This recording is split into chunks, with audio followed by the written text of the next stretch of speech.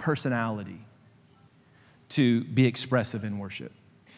My personality is to find a little corner in the room and just sit down and watch the whole thing. That's my person. I know that sounds weird, but that's what, if I go visit a church and I'm on vacation, I go to the back little corner and I just watch it all. I'm just watching it all. Because I'm introvert by nature. I'm quiet by nature. I really am. I don't want to stand out. All this right here is to me just this bizarre joke that God's playing on me, I think. It's like an out-of-body experience that I have all the time. You know, it's like, why? But when I talk about God, it does something different. When I worship God, it comes from something different. There's a different emotion to it. And so worship is emotional in nature. It's not based on emotion, but it is emotional. Adoration is something that comes from your heart, and I can't praise what I don't prize. I can't praise what I don't adore.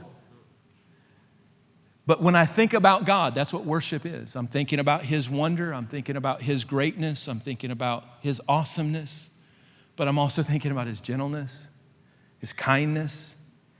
And when I think about all of that, it can be overwhelming. It can be overpowering in such a way that maybe I walked into the service hard-hearted, but that hardness melts away in worship.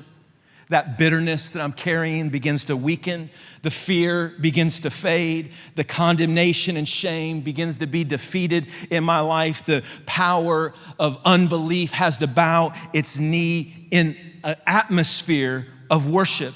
If you've never been to this kind of a place in worship where you walk in one way and you walk out different, I'm going to challenge you in this church service to ask God to reveal Himself to you in a new way. Ask God to show Himself to you in a brand new way. Like doubting Thomas said, God, I want to touch the wounds. I want to touch your scars. And then when he did, the immediate response were words of worship and words of praise that would follow immediately.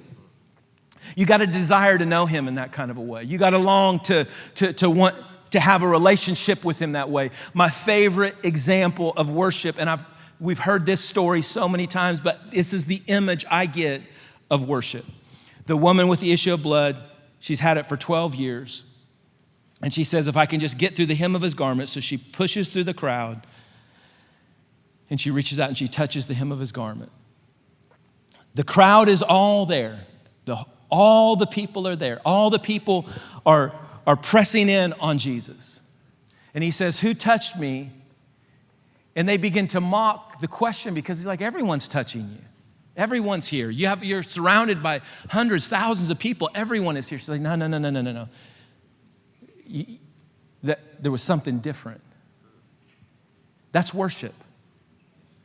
That's worship. It's not showing up in a church service. I'm glad you're here, by the way. And if I'm being hard today, I don't mean to be. I'm really excited about where this service is going, by the way.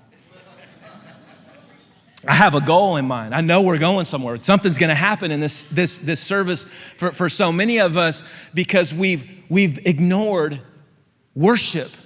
And God wants us to get back to the place where we realize that we gather as a crowd, but we touch Him as an individual. We reach out to Him as an individual. And worship is not a religious activity. Worship is what gets us ready for the battlefield. It's what gets us ready for the fight. It's what gets us ready for what the enemy is going to send to try to destroy our lives this week.